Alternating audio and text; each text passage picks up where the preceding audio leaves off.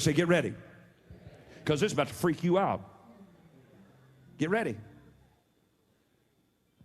Since September 11th, 2001, 34,000 Americans have become Muslims. This means that thousands of Americans have embraced the very religion that inspired the worst assault on their nation in a generation.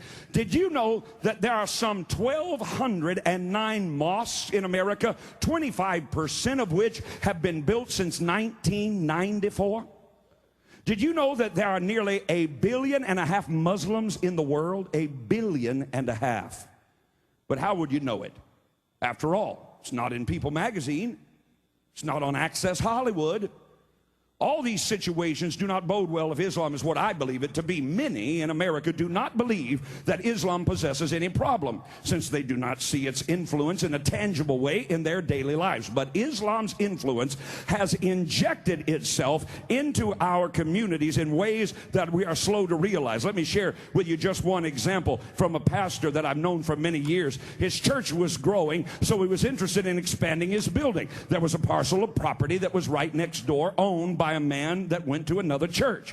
The man refused to sell the property to my pastor friend, and in the meantime, an Islamic group was considering building a mosque in that same community. The pastor went to the city officials, and he said to them, it wouldn't be good for the city. But the Islamic group promised that building the mosque would result in a lot of money coming into the local economy. The mosque is now built on the property that the pastor wanted to buy to expand his church.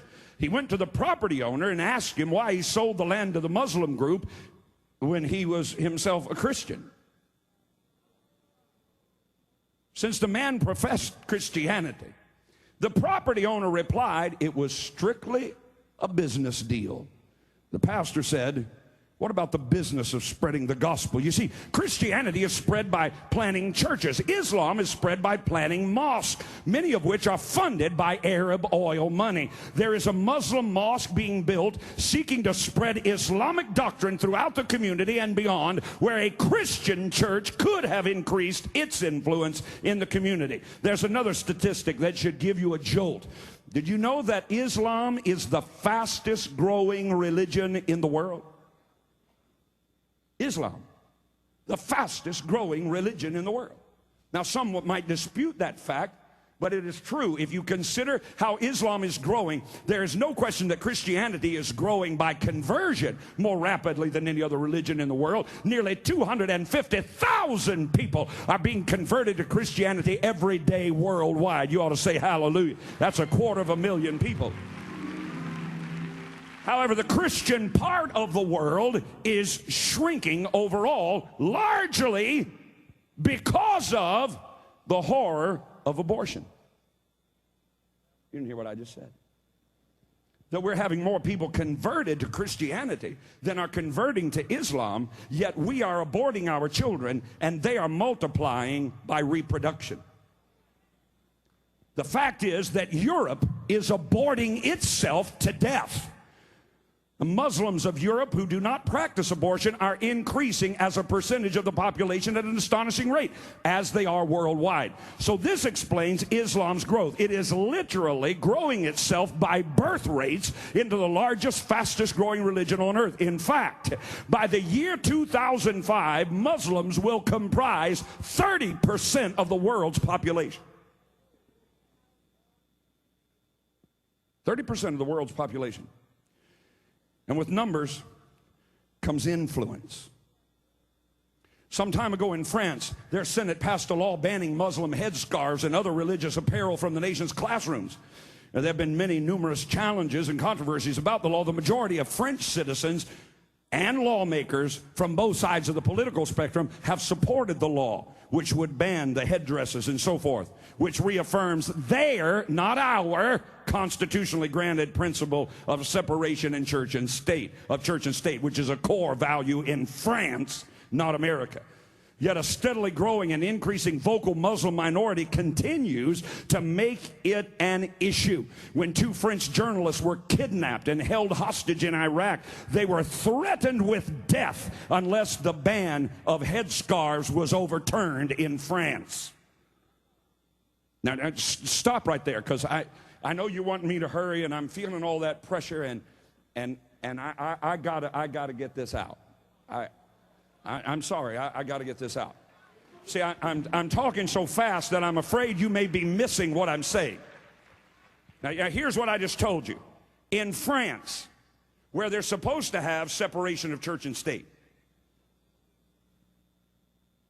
they passed a law banning Muslim headscarves from being worn in public schools. The outcry was so violent that Frenchmen were taken hostage halfway around the world and threatened with death. Now wait a minute.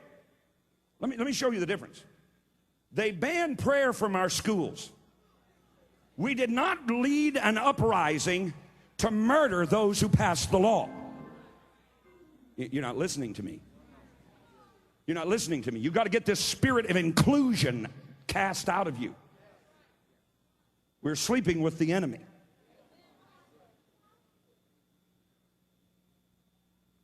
Willing to murder innocent people who had nothing to do with the law so that their children could wear headscarves to public school.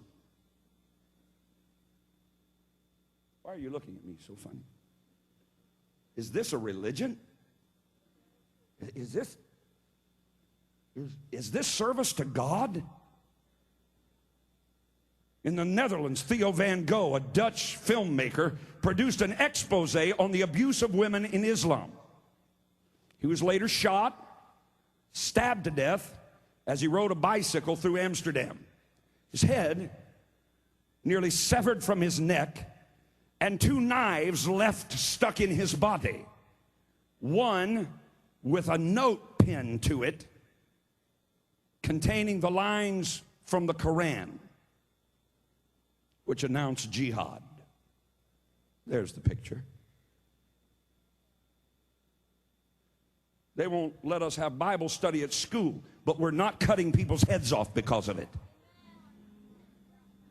Man was arrested and charged with murder and radical Islamic fundamentalist convictions. According to Dutch authorities, the government has felt unusual pressure handling this brutal murder case to avoid offending Muslims living in the country. You want me to go on? Let me go on just a minute.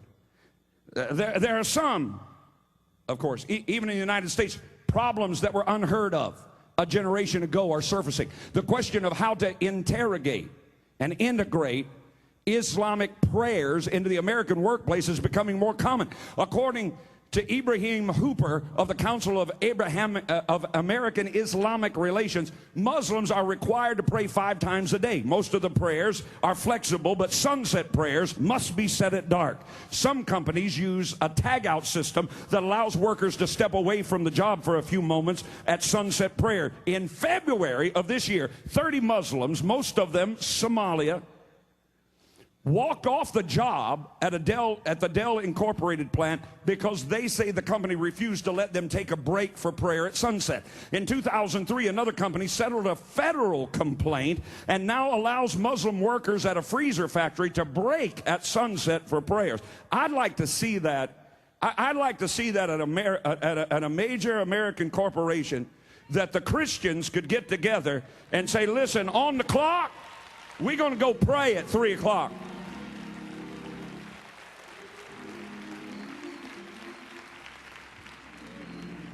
Last year, Somalis walked off the job at a cell phone company to protest prayer accommodations and other grievances.